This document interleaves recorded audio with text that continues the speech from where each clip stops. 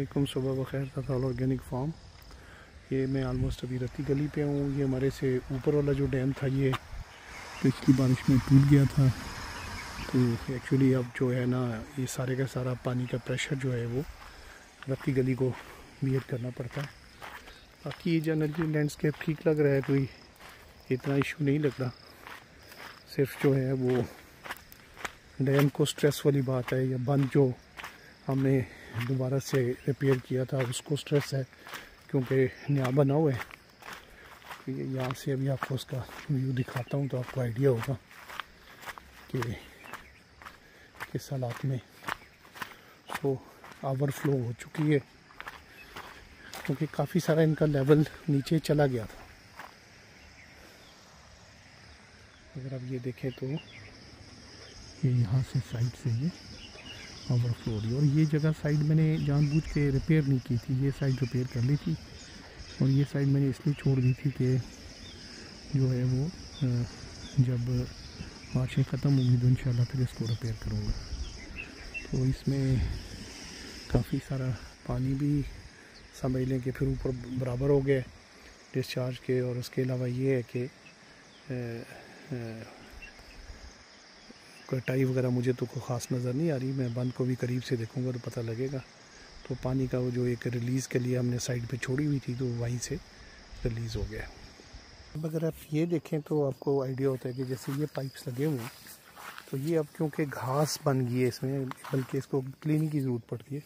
मगर अब यहाँ से इरोजन नहीं होती, और जो छोटी मोटी इरोजन होती है उसको भी ये जगह होल्ड कर लेता है। तो ये भी इरोजन के अगेंस्ट की सेटलमेंट की ये सबसे बेस्ट एग्जाम्पल है कि आप देखें कि ये यहाँ कोई मिट्टी नहीं है, कचरा नहीं है, और या ना ही यहाँ कोई चीज़ ऐसी है कि जो टूटी है।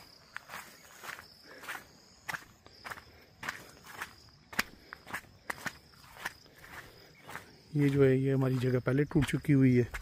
ऊपर भी आप देखें तो ये पाइप के साथ ऐसी जगह टूट गई है।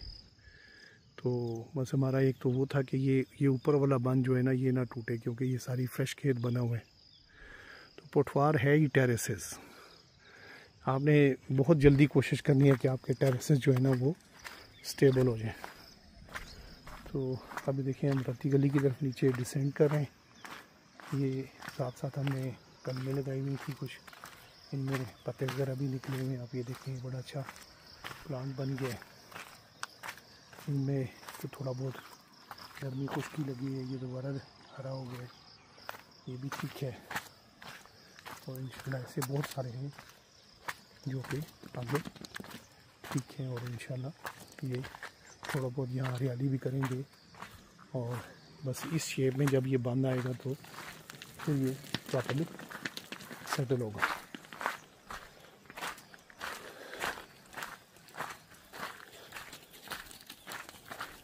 तो ये अच्छी सेटलमेंट जो है वो वाटरवेज की अगर आप देखें तो वो ये भी एक है।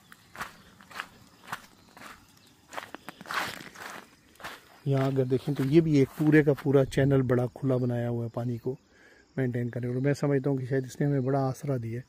अब इसकी क्लीनिंग वगैरह में चाहिए होती है, अदरवाइज़ ये जो है ना ये भर के यहाँ से ये नीचा सीधे डैम में आबशार की शक्ल में जाके गिरते हैं। सो इस खेत को भी कोई बहुत ज़्यादा नुकसान वाले हालात नहीं हुए, क्योंकि ये पहले ही टूटा हुआ है। तो होपफुली अभी जैसे ही बारिशों का थोड़ा प्रेशर ख़त्म होता है, मौसम सेटल होता है, तो सबसे पहली चीज़ इन्हीं जगहों को रिपेयर करना है ताकि ये दोबारा हम इसको प्रॉपर तरीके से काश्त कर सकें। तो इंशाल्लाह हिम्मत साथ हो, जान हो, रिसोर्सेज हों तो चीज़ें रिपेयर हो जाती हैं। बट ये है कि उनकी एक इमोशनल और फाइनेंशियल कॉस्ट भी होती है चीज़ों की। तो अब ये देखें तो ये रत्ती गली जो है वो प्रॉपर भरा हुआ है, ऊपर तक जो है ना पानी से भरा हुआ है।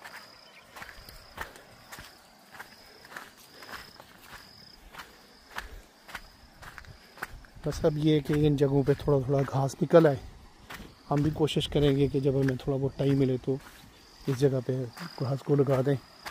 उससे ये हो जाएगा कि फिर इंशाल्लाह ये जगह जो है ऐसे जैसे ये सेटल हो रही है ऐसे वो जगह भी सेटल हो जाएगी।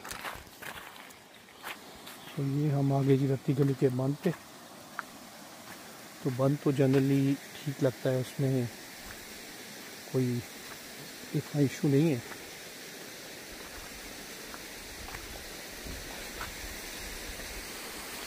ये छोटी मोटी साइड स्लिप होती हैं, बस ये कि ये इंशाल्लाह नेक्स्ट जो हम काम करेंगे तो उसमें ये थोड़ी और फिलिंग कर देंगे। ये इसका नेचुरल सेटलमेंट का सिस्टम भी है, अगर ये बड़ा रफ़ टाइम होता है। तो ये जी आबशार हमारी जो नई बनी है, ये आप देखिए मज़े की है।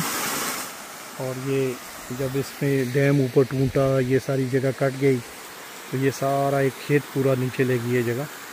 और इधर भी इसने ये कटाई करके खूबसूरत सा एक प्याला सा बनाया हुआ है। इंशाल्लाह इसको भी मैं एक छोटी सी लेक में कन्वर्ट करूँगा, क्योंकि ऊपर से जब ये ऊपर वाला डैम टूटा है तो काफ़ी सारा हमारा जो है वो बेसिकली नुकसान हुआ कि जो है वो बहुत सारी आप ग्लिट और डर्ट की फिलिंग हो गई है। ये देखें, ये जगह जो थी ये सारी जो है वो फिलिंग हो गई है।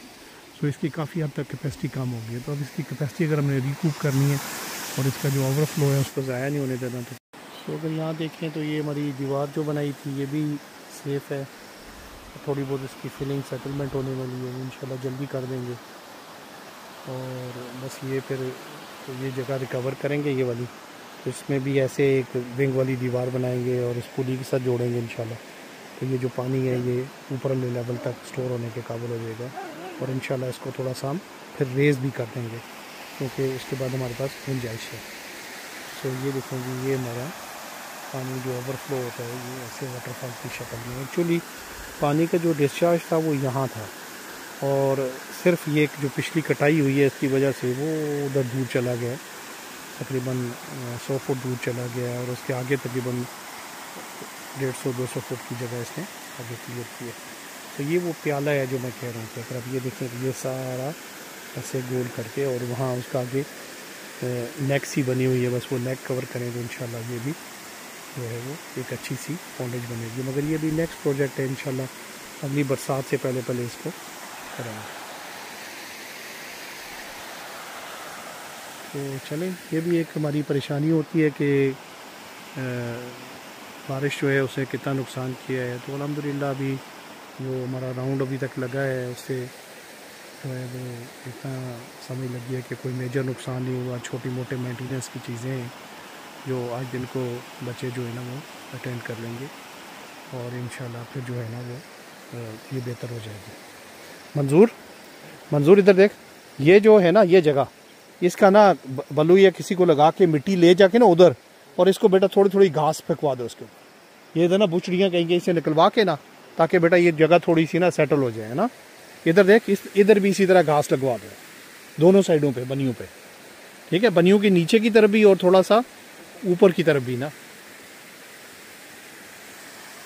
तो इंशाल्लाह ये जब कभी फिर ठीक होगी नीचे जगह, तो ये आबशार जो है ना वो भी आपके प्लेयर के लिए हम इसको इंशाल्लाह सेट करेंगे कि बंदा इसमें नीचे बात ले सके या इंजॉय कर सके इसके फॉल कोई पानी को। तो मैं तो क्योंकि कश्मीर से हूँ तो हमारे इस तरह चश्मों के पानी नीचे आते हैं, और वो पानी जो है वो जब जिस्म पे गिरते हैं, अगर आप नहाएं उनके नीचे तो वो बड़ा मज़ेदार प्लेयर देते हैं। ये स्पाइक और ब्रूनो जो है वो काफ़ी मस्ती में लग रहे हैं। ये जब भी मैं कभी बाहर निकलता हूँ तो ये मेरे साथ ही चल पड़ते हैं। तो चलें, हम बाकी कभी आपको अपडेट देंगे। Thank you very much. Datal organic farms Rawalpindi से के जो रूरल नेबरहुड है उसमें लोकेटेड है, ज़्यादा दूर नहीं है। आप गूगल मैप्स पे टाइप करें दाताल ऑर्गेनिक फार्म, हमारी लोकेशन आ जाएगी, हमें कॉल करें और अपना एक विज़िट शेड्यूल कराएं, और अपने बच्चों को लेके आएँ और उन्हें बताएं कि नेचर के रास्ते क्या हैं और एक नेचुरल लाइफ और एनवायरनमेंट क्या है। तो इंशाल्लाह आपके बच्चे एंजॉय करेंगे।